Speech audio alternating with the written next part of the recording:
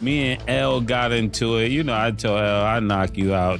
He started using a few of my lyrics, like different compounds that I was using. That's when you make two words rap at the same time. Me and L start talking. The conversation goes super left, you know. Next thing I know, I'm in a tunnel. It was like a week later we found out that it was Big L. And I know niggas get mad when you tell these stories, but it's the truth. I'm not lying. I gotta take a lie detector test. I gotta go back to the first time. Big L, this is what Big L did to me. I'm hanging in the studio with Mase. I'm chilling in the studio with Mase, and suddenly that old Harlem history comes pouring out. Big L's rise wasn't just a come up. It was like a rocket launch straight out the trenches. But those Harlem streets had him in a chokehold so tight he could barely breathe. No matter how high he climbed, Harlem kept pulling him back down. He wasn't just any rapper off the block either. He was tied in heavy with a crew called NFL, run by his older brother Big Lee, and that connection dragged him into some dangerous real-life smoke that never really cleared. Back in those days, one of the dirtiest rumors running around the streets was that Big L and Mase had serious beef bubbling under the surface. And here's the wild part. Fast forward all the way to 2024, and Mase finally cracked the code wide open on their rocky past when he spilled it all on the It Is What It Is podcast. Before we got on, it was like LL. You know, he was a guy. He took us everywhere. Yep. You know, all of that. Not everywhere, but to Bobito and different places to rap. And then when I got on, it was like the whole wave changed. It was like, this is what it looks like when a nigga really get on. This wasn't just two Harlem rappers crossing paths now and then.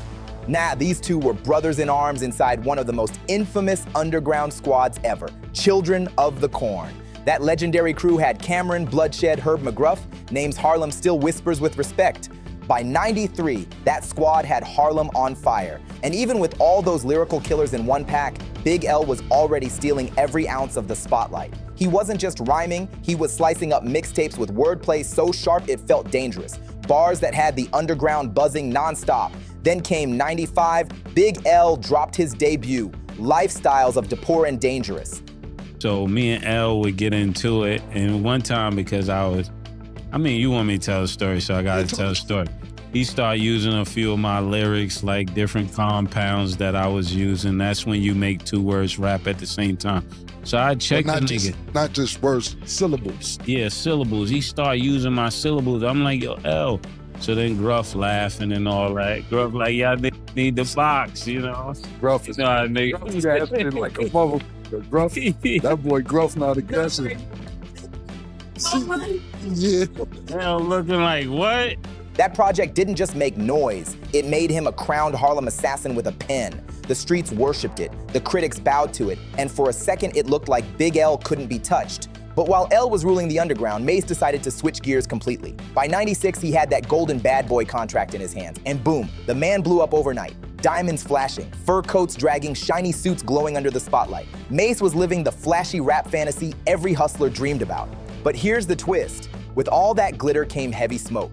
The spotlight wasn't just shining, it was burning. Suddenly, the energy between Mase and Big L got tense, real tense. Harlem pride flipped into Harlem rivalry. So then me and L start talking, the conversation goes super left, you know. And then next thing I know, I'm in a tunnel, and then nigga Fat Joe comes up. So hold on for people. Not a tunnel, that's a nightclub. Yeah, the nightclub, the tunnel. Right. So Joe come up to me. I'm looking like, and then Joe see me, and Joe's like, man, I ain't doing nothing to that. That's Mase, you know what I'm saying? That's something y'all got going on. Right. So that was That's first, but hold on. That was the first time. But hold on, just so the audience stays on top. Yeah. Big L and what once felt like brotherhood cracked wide open into something darker. See, Mase wasn't clueless out here. He could hear the streets talking. Everywhere he went, whispers followed him like shadows. People were saying Big L's fingerprints were stamped all over Mase's flow. Harlem heads swore L's razor-sharp punchlines and twisted rhyme schemes were sliding straight into Mase's verses, like his pen was being ghost-written by Big L himself. Almost like L's spirit was haunting every line that Mase scribbled. And those whispers, they didn't stay in some corner barbershop talk. Nah, they spread through Harlem like wildfire. Suddenly, everybody was saying Mase was dipping into Big L's bag of tricks, and that kind of rumor don't fade easy. It made their tension personal, ugly, and way too loud to ignore. Harlem felt it, the blocks felt it, and deep down, Mase felt it too, no matter how much he tried to brush it off. So what happened when these two finally clashed? Forget about squashing it with a handshake or fake smiles. According to Mase, their conversations went left quick. Egos got bruised, pride got tested. Fat Joe was kind of in a clique together, Lord Finesse and Buck Digging in the crates. So Yeah. it may have been something alluding to that. Just for the audience that doesn't know why Fat Joe would randomly.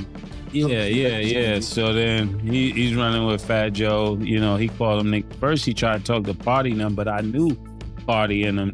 I knew Party Artie. That was my nigga. Yeah, Party Artie. I think Party died, right? Yeah, he died. Party was nice. Party was nice. In the Wally world. Yeah, He didn't know I knew them from basketball, so it wasn't going to go no further than. And instead of cooling things down, it only lit the fire hotter. And Big L, he wasn't built to let another Harlem rapper throw shade without snapping back. He was a lyrical sniper, and he made sure the whole city knew he wasn't backing down for anybody. That's when things got real serious. Word spread that Big L reached out for backup, and not just any backup. He linked with Bronx powerhouse Fat Joe, the giant running with the legendary Diggin' in the Crates crew, better known as DITC. That shook the entire scene. Because Joe wasn't just another rapper spitting tough bars, he had real muscle, real respect, and when Joe moved, everybody paid attention. Mase later described that moment like it was etched into his memory forever. The tension in the room, the faces locked in, the heavy vibe pressing down on everyone. This wasn't just a rap argument anymore. This was Harlem colliding with the Bronx, and the energy felt like a storm ready to break loose. Couple months later, we get into it again about something. And I think it was over a chick or something. And then me and this nigga Sham is walking to like 41st Street. So just to put this story into perspective, we all chilled in this park on 39th Street. Yeah, we all chilling on 39th Street every day. So 39th to 40th, 40th to 39th. So we walking up 40th. So Mase is basically, I just want to keep up with your story. Yeah. He's basically saying he's leaving that area, going somewhere else. I'm leaving 40th Street. We got ices, you know, we just paid for the truck. All the kids getting free ice cream on 139th. They all got on. But here's where it gets even crazier. That wouldn't be the last time Big L and Mase's paths crossed in ways that made heads spin and Harlem buzz like never before. See, Mase wasn't clueless out here. He could hear the streets talking. Everywhere he went, whispers followed him like shadows. People were saying Big L's fingerprints were stamped all over Mase's flow. Harlem heads swore L's razor-sharp punchlines and twisted rhyme schemes were sliding straight into Mase's verses like his pen was being ghost-written by Big L himself. Almost like L's spirit was haunting every line that Mase scribbled. And those whispers, they didn't stay in some corner barbershop talk.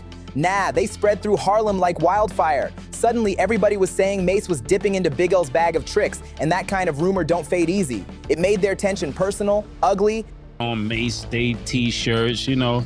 So everybody's running up to the block like, yo, Mase is out there. So I parked my car on 40th, and we just walking through the hood. So, and it was my first rollie I got, like iced out. The first one. So I get around the corner on 40th and I walk up 40th on 7th to 41st and the Spanish just run out of nowhere like, yo, give it up, nigga. I'm gonna kill both of y'all.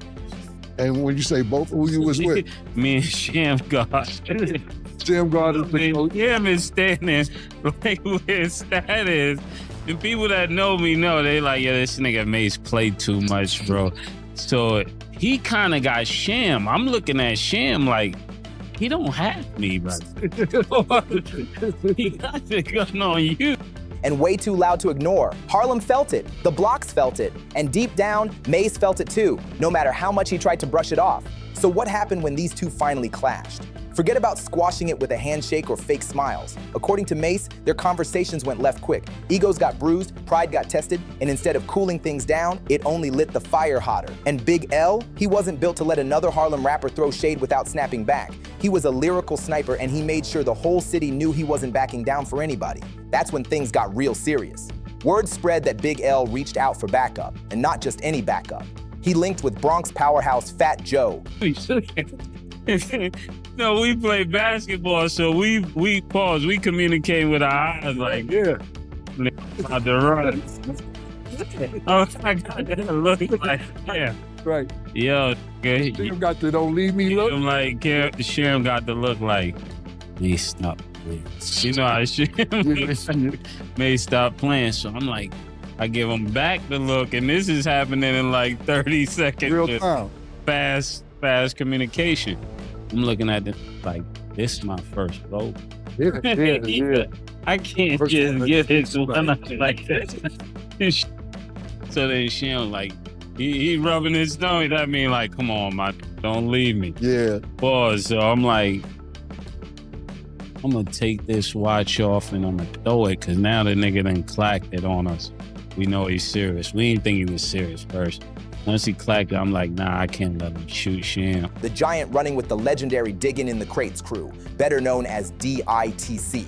That shook the entire scene, because Joe wasn't just another rapper spitting tough bars. He had real muscle, real respect, and when Joe moved, everybody paid attention.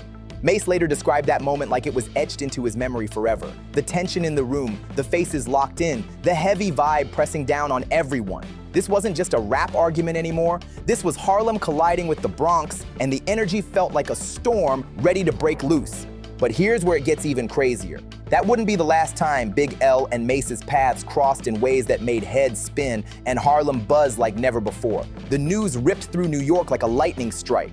Harlem's sharpest lyricist was gone, just 24 years old, and the streets froze in disbelief. Fans couldn't process it. The MC who had the underground on lock, the one critics swore could have gone bar for bar with rap's greatest, was silenced before he ever got the chance to claim his crown. And just like that, every rumor, every whisper, every shadow around his name. The watch off really slow. Sham like, hey, stop. Like, I'm taking it off like I'm a Nigga said, yo, it's taking too long. He put the gun on Sham, so then I take the watch off.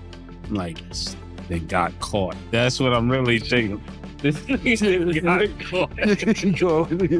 So then I throw the watch by the back of the car wheel, because I knew it was gonna bounce off. Pause. And when the watch fell, we just ran. But by the time we ran, the cops came from the left side, and before he can even pick the watch up, the cops had got the nigga. And I'm like, man, bro, I just need my watch back, Sham. You owe me, bro. My Big L was never on your top 5 list. Turned into legend overnight. Was Big L's murder tied to street politics, old beefs, or was it something even darker? Nobody had answers, and that silence only made the speculation run even wilder. For Mase, the tragedy cut deeper than the streets could ever see. Whatever tension had been between them was gone in an instant, replaced by the heavy weight of what could have been if history had gone different. Harlem didn't just lose a rapper that night. It lost a voice, a future, a king in the making. And the cruel twist? I'm in the studio with Mase, and we see y'all all grew up in that same neighborhood. Jones 139th, all that, they children of the corner, all from that rock, all that's that hood, right? Yep. So I see Mase, he's in the studio, I hang out with him. I think you was there, I think Ken was there. We was laughing, telling jokes off at night, popping shit. It was just the best time.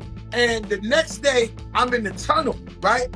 So I'm in the tunnel, you know how we are, Jim. I'm in there 20, 30 deep, whatever. So L come over to me, right? He like, yo, Crack, I need you. I said, yo, what's up? You know, Big L, my little brother. Yeah. I said, L, what's up? Nah. I got to holler at these niggas, this and this and that. The same whispers that once painted Big L as the puppet master suddenly had people asking if the streets themselves had finally pulled the strings on him.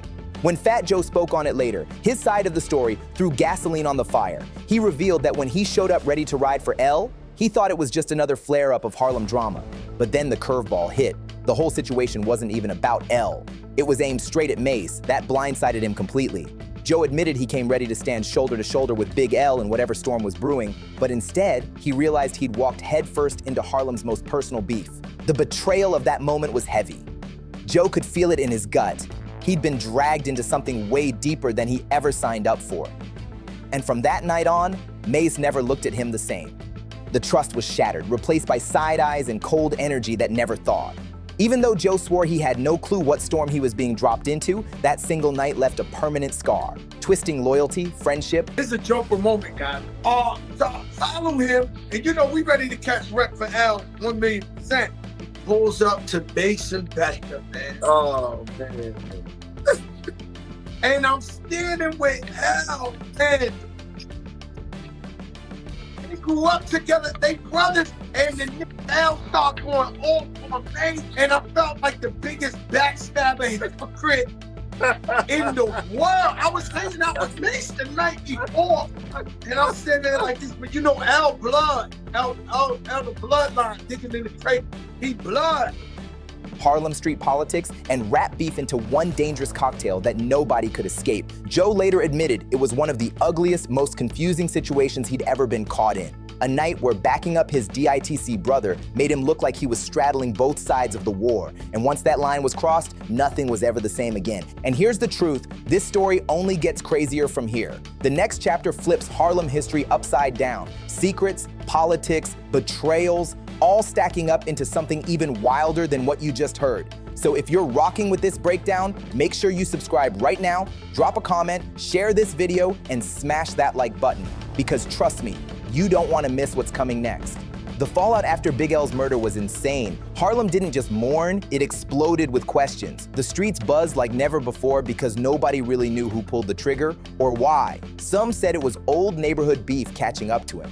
Others swore it was tied to the same politics that had been circling him for years. And then there were whispers that it might have been something way darker, a setup from the inside, the kind that nobody wanted to speak on too loud. For Mase, the weight was different. Losing Big L wasn't just another name gone, it was a reminder that Harlem wasn't forgiving, no matter how big you got. He admitted later that the tragedy shook him, left him rethinking every move, every circle he trusted. Because if Big L, Harlem's sharpest blade, could get cut down in his own neighborhood, what did that mean for everybody else moving in the spotlight? And Fat Joe?